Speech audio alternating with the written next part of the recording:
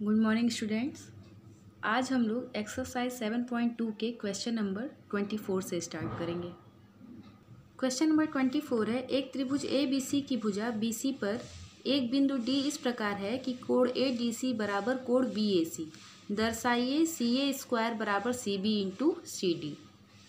तो देखिए दिया क्या है कि त्रिभुज ए बी सी में भुजा बी सी पर एक बिंदु डी इस प्रकार है कि कोण बी ए सी बराबर है कोण ए डी सी के, मतलब ये वाला कोण और ये वाला कोण बराबर है।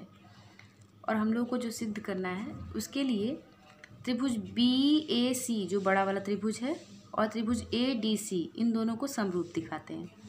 तो समरूप दिखाने के लिए कौन कौन सा कोण बराबर मिल रहा है, तो देखिए त्रिभुज ए बी सी में जो कोण ए सी बी है वो और त्रिभुज ए डी सी में कोण ए सी डी बराबर होगा क्योंकि उभयनिष्ठ है।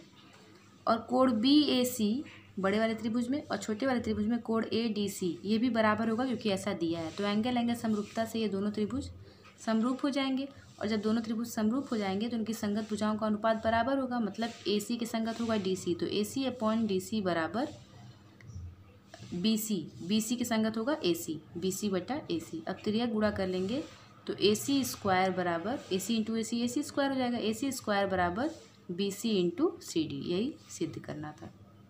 नेक्स्ट क्वेश्चन है, एक त्रिभुज ए बी सी की भुजाएं ए बी और ए सी तथा माध्यिका ए डी एक अन्य त्रिभुज पी क्यू आर की भुजाओं पी क्यू और पी आर तथा माध्यिका पी एम के क्रमशः समानुपाती है। मतलब A B upon P Q बराबर A C upon P R बराबर A D upon P M. मतलब इनकी जो संगत भुजाएं हैं त्रिभुज ए बी सी और पी क्यू आर की जो दिया है प्रश्न में, मतलब ए बी की संगत पी क्यू, ए सी के लिए पी आर और माध्यिका ए डी के लिए माध्यिका पी एम, इनका अनुपात बराबर है। तो सिद्ध करना है कि त्रिभुज ए बी सी समरूप है त्रिभुज पी क्यू आर के। तो देखिए त्रिभुज ए बी सी और त्रिभुज पी क्यू आर में जो दिया है A B upon P Q बराबर ए सी बटा पी आर बराबर A D upon P M, उसको समीकरण 1 मान लेते हैं। ठीक है, ए डी क्या है, त्रिभुज ए बी सी की माध्यिका है और पी एम त्रिभुज पी क्यू आर की माध्यिका है। सिद्ध हमको करना है त्रिभुज ए बी सी समरूप है त्रिभुज पी क्यू आर की। तो इसको सिद्ध करने के लिए हम लोगों को रचना करना पड़ेगा। रचना क्या होगा कि जो बिंदु डी है, ए डी जो भुजा है उसका जो बिंदु डी है उसको आगे तक इस प्रकार बढ़ाएंगे कि डी ई बराबर ए डी, मतलब जितना ए डी है उतना ही डी ई हो। बिंदु डी को इस प्रकार आगे बढ़ाएंगे और इसके बाद बी ई और सी ई को मिला देंगे। अब इसमें भी इसी तरह की रचना करेंगे। जो पी एम का बिंदु एम है उसको आगे इस प्रकार बढ़ाएंगे कि जितना पी एम है उतना ही एम एल हो, बिंदु एल तक बढ़ाया गया है। और साथ ही क्यू एल और आर एल को मिला देंगे, क्यू एल और आर एल को मिला देंगे। अब देखिए चतुर्भुज, देखिए ऐसे ये रचना करने से ये एक चतुर्भुज बन गया ए बी ई सी। अब इसमें अगर देखा जाए तो बी डी बराबर डी सी लिख सकते हैं क्योंकि जो ए डी है वो त्रिभुज ए बी सी की माध्यिका है। तो ये क्या करेगी, जो माध्यिका ए डी है वो भुजा बी सी को 2 बराबर भागों में विभाजित करती है, मतलब हम लोग लिख सकते हैं बी डी बराबर डी सी। और साथ ही साथ हम लोग रचना इस प्रकार किए हैं कि जो ये ए डी है वो डी ई के बराबर होगा। तो मतलब ये है कि चतुर्भुज ए बी ई सी में बी डी बराबर डी सी है और ए डी बराबर डी ई है।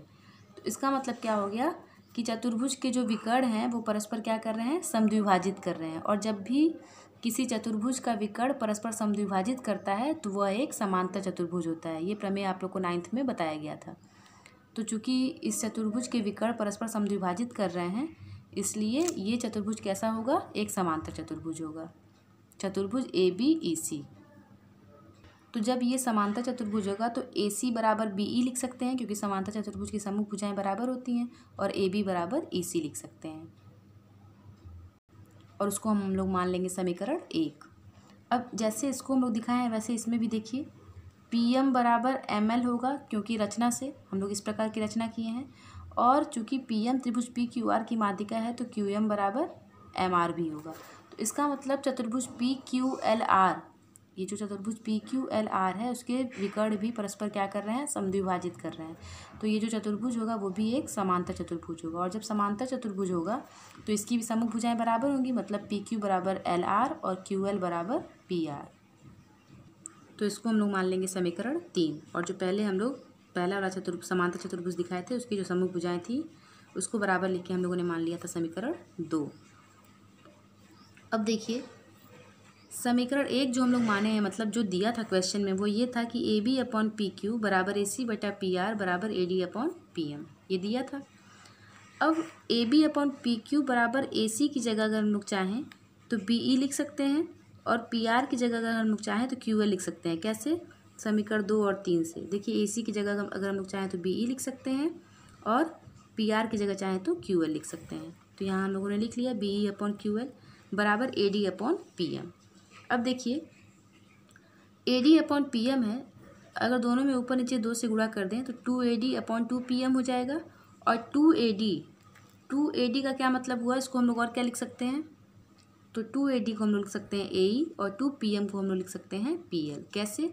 देखिए 2AD को अगर हम लोग चाहें तो AD प्लस AD लिख सकते हैं, और AD और DE बराबर है आपस में, तो AD की जगह हम लोग DE लिख देंगे। और जब AD प्लस DE जोड़ेंगे तो फिगर से आप लोग देखिए, जब AD प्लस DE जब दोनों को जोड़ा जाएगा तो AD और DE को जोड़ेंगे तो मिलेगा AE, और AD और DE बराबर क्यों था, रचना से। और इसी प्रकार हम लोग 2PM को PL लिख सकते हैं। तो अब देखिए त्रिभुज ABE और त्रिभुज PQL, अगर इन दोनों त्रिभुजों में देखा जाए तो इनकी संगत भुजाओं का अनुपात हम लोग को यहाँ पे बराबर मिल गया है। तो SSS समरूपता से ये दोनों त्रिभुज क्या हो जाएंगे, समरूप हो जाएंगे। और जब दोनों त्रिभुज समरूप हो जाएंगे तो इनके संगत कोण भी बराबर होंगे। तो कोण BAE, अगर कोण A की बात करें इसमें, इस त्रिभुज में, तो इस त्रिभुज के कोण P के बराबर होगा। मतलब हम लिख सकते हैं कोण BAE बराबर कोण QPL। ये हो गया समीकरण 4। अब जैसे हम लोग त्रिभुज ABE और त्रिभुज PQL को समरूप दिखाए हैं, वैसे ही हम लोग त्रिभुज ABE और त्रिभुज PQL को समरूप दिखाए हैं, वैसे ही हम लोग त्रिभुज ACE और त्रिभुज PRL को भी समरूप दिखा सकते हैं। देखिए त्रिभुज ABE और त्रिभुज PQL को समरूप दिखाने का क्या फ़ायदा हुआ, तो फ़ायदा ये हुआ कि इस त्रिभुज का ये वाला कोण इस त्रिभुज के इस वाले कोण के बराबर मिल गया। और अगर उसी तरीके से हम लोग त्रिभुज ACE और त्रिभुज PQL को भी समरूप दिखा दें, PRL को भी समरूप दिखा दें, तो हम लोग को ये वाला कोण इस वाले कोण के बराबर मिल जाएगा। और अगर जब हम दोनों को जोड़ देंगे तो कोण A, पूरा कोण A मिल जाएगा कोण P के बराबर। और ऐसा हम लोग को क्यों चाहिए, क्योंकि हम लोग को दिखाना है त्रिभुज ABC समरूप है त्रिभुज PQR के। तो देखिए यहाँ पे भी जब हम लोगों ने त्रिभुज AEC और त्रिभुज PLR को भी समरूप दिखाएंगे हम लोग, तो ये कोण बराबर मिल जाएगा। और जब दोनों को जोड़ेंगे तो हम लोगों को कोण CAB बराबर कोण RPQ मिलेगा। अभी बताएं आप लोगों को। तो त्रिभुज ABC और त्रिभुज PQR में हम लोग को क्या क्या मिल गया, समीकरण 1 से AB अपॉन PQ बराबर AC अपॉन PR मिला, और इन दो भुजाओं AB और AC के बीच बनने वाला कोण PQ और PR के बीच बनने वाले कोण के बराबर मिल गया इससे। तो हम लोग लगाएंगे SAS समरूपता, और ये दोनों त्रिभुज हो जाएगा समरूप। क्वेश्चन नंबर 26 है, लंबाई 6 मीटर वाले एक ऊर्ध्वाधर स्तंभ की भूमि पर छाया की लंबाई 4 मीटर है, जबकि उसी समय एक मीनार की छाया की लंबाई 28 मीटर है। मीनार की ऊंचाई ज्ञात कीजिए। तो देखिए मान लेते हैं कि CD एक स्तंभ है और DF उसकी छाया है, और AB एक मीनार है और BE जो है उसकी छाया है। तो CD बराबर 6 मीटर दिया है, DF बराबर 4 मीटर दिया है, BE बराबर 28 मीटर दिया है। हम लोग को क्या निकालना है, मीनार की ऊंचाई मतलब AB निकालना है। तो अगर हम इन दोनों त्रिभुजों को समरूप दिखा दें तो संगत भुजाओं का अनुपात बराबर मिल जाएगा, और जब अनुपात बराबर मिल जाएगा तो उसकी सहायता से हम लोग AB का मान निकाल सकते हैं। तो इन दोनों में अगर देखा जाए तो ये 90 डिग्री होगा, क्योंकि ये जो स्तंभ है वो भी बिल्कुल सीधा खड़ा है और मीनार भी। तो यहाँ देखिए ये 90 डिग्री हो जाएगा दोनों में। तो देखिए एक कोण तो बराबर मिल गया। अब दूसरा कोण आप लोग देखिएगा कि कौन सा बराबर हो सकता है। तो जब दो कोण बराबर मिल जाएंगे तो एंगल समरूपता से हम लोग दोनों त्रिभुज को समरूप दिखा दिए। अब इनकी संगत भुजाओं का अनुपात बराबर होगा। तो जब संगत भुजाओं का अनुपात बराबर लिख लिया तब क्या करेंगे, जो मान दिया है वो मान रखेंगे और जिसका मान निकालना है मतलब ए बी का, उसका मान हम लोग निकाल लेंगे। 42 मीटर आया है। क्वेश्चन नंबर 27 है AD और PM त्रिभुजों ABC और PQR की क्रमशः माध्यिकाएं हैं, जबकि त्रिभुज ABC समरूप है त्रिभुज PQR के। तो सिद्ध करना है AB/PQ बराबर AD/PM। तो देखिए दिया क्या है, त्रिभुज ABC और त्रिभुज PQR समरूप हैं। AD त्रिभुज ABC की माध्यिका है, PM त्रिभुज PQR की माध्यिका है। और हम लोगों को क्या प्रूव करना है, AB/PQ बराबर AD/PM, ये हम लोग को प्रूव करना है। तो ये जो दिया है जिसको हमको प्रूव करना है, उसके लिए हमको त्रिभुज ABD और त्रिभुज PQM को समरूप दिखाना हो, क्योंकि जैसे ही ये दोनों त्रिभुज समरूप हो जाएंगे, त्रिभुज ABD और त्रिभुज PQM, इनकी संगत भुजाओं का अनुपात बराबर मिल जाएगा और वो आ जाएगा जो हम लोग को सिद्ध करना है। तो देखिए ये तो दिया हुआ है क्वेश्चन में, तो जब ये दोनों त्रिभुज समरूप है तो इनकी संगत भुजाओं का अनुपात बराबर होगा, उसको हम लोग समीकरण 1 मान लिए, और इनके संगत कोण भी बराबर होंगे, उसको हम लोग समीकरण 2 मान लिए। अब देखिए AD और PM क्या है, दोनों ही त्रिभुज की, यानी कि AD जो है वो त्रिभुज ABC की और PM जो है वो त्रिभुज PQR की माध्यिका है। तो अगर हम लोग चाहें तो BD बराबर BC/2 लिख सकते हैं, क्योंकि हम लोग जानते हैं कि जो माध्यिका होती है वो सम्मुख भुजा को 2 बराबर भागों में विभाजित करती है। तो BD जो होगा वो BC का आधा होगा।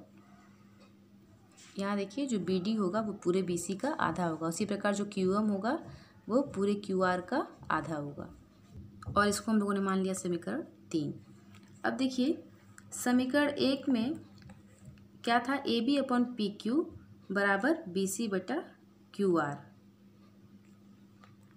तो समीकरण 1 और 3 से हम लोग एक लाइन लिख सकते हैं कि AB/PQ बराबर BC/QR, ये लिख सकते हैं। अब देखिए AB/PQ तो ठीक है, BC की जगह अगर हम लोग इससे देखें तो BC बराबर 2 का इधर भाग हो रहा उधर जाएगा तो गुणा हो जाएगा। तो BC बराबर लिख सकते हैं 2BD और QR बराबर लिख सकते हैं 2QM। तो हम लोग लिख दिए 2BD/2QM, 2 से 2 कैंसिल, मतलब क्या मिल गया, AB/PQ बराबर BD/QM। क्या मिला हम लोगों को, AB/PQ बराबर BD/QM।